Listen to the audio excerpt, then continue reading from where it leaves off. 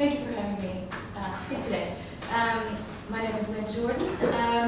For the past 6 years, I've been a communications volunteer with the non-profit organization Fluoride Free New Zealand, and I'm the Fluoride Free Wellington coordinator. I have a BA in English and Media Studies, which has been handy for work on this campaign and my volunteer work.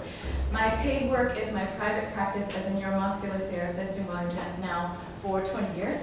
And I'm the volunteer list administrator for over 340 New Zealand health professionals opposing fluoridation. So first I'm going to talk about political process and what you're facing with this bill. Thanks very much. This one just goes back and forth. Okay. So political process. We can't expand something that doesn't work. And as you were saying, Scott, you've heard a lot now, 3 days of submissions about how much this doesn't work. Leading international fluoride expert and science researcher Dr. Shushila has published about fluoride's harm to thyroid, metabolism, and fertility widely. Ingested fluoride also damages intellectual function, bones, and can cause depression and anxiety, as you've heard. For 70 years, the various fluoridation theories have been discarded even by its own advocates. We now know fluoridation does not work. More on that later in my second presentation. Fluoridation advocates give you no quality information to support fluoridation because it doesn't exist.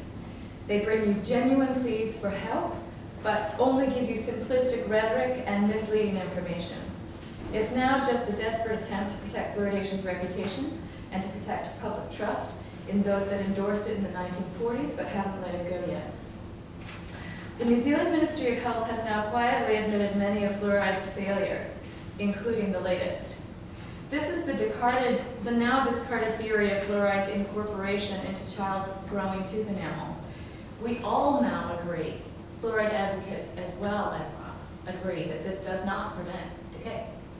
They also admit that it's causing a rate of 41% or more of dental fluorosis in the United States and New Zealand, which is fluoride poisoning. One committee member mistakenly said last week, DHBs are in the best place to evaluate programs like the Child Smile program, but the DHBs will not do this. They are a branch of the Ministry of Health contractually obligated to carry out Ministry of Health policies. DHBs battling fluoridation will eclipse the rest of their priorities, wasting time and money that should be spent on other things. So, the Public Health Association of New Zealand is funded by the Ministry of Health, if you want to just turn to page 2 of this handout. Before the last 2 DHB elections, the Public Health Association said that their top priority was, and still is, water fluoridation, even above drunk driving and gambling. Last year, they published a scorecard on 4 criteria for DHB candidates before the elections. Top of their list was if the candidates were pro-fluoridation. They went as far as to bully the DHB candidates, publishing a shocking scorecard on their website to their thousands database. With these facial emojis on the top 4 priorities, the candidates that opposed or even raised a question about water fluoridation got the dead emoji next to their names. You've had at least one submission from a DHB member. I don't know if you have heard this submission. I believe she gave it in private recently.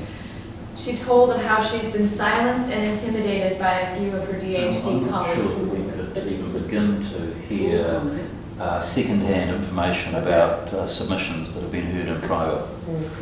Okay. I know of a DHB member who's told herself. That's fine. I'll move on. Yeah. You can expect other massive battles like the PHA bullying and others, particularly in the non-fluoridated areas of New Zealand, if this bill passes. 93% of the written submissions on this bill oppose it and oppose fluoridation. I counted the first 600 the week that they were uploaded and read them.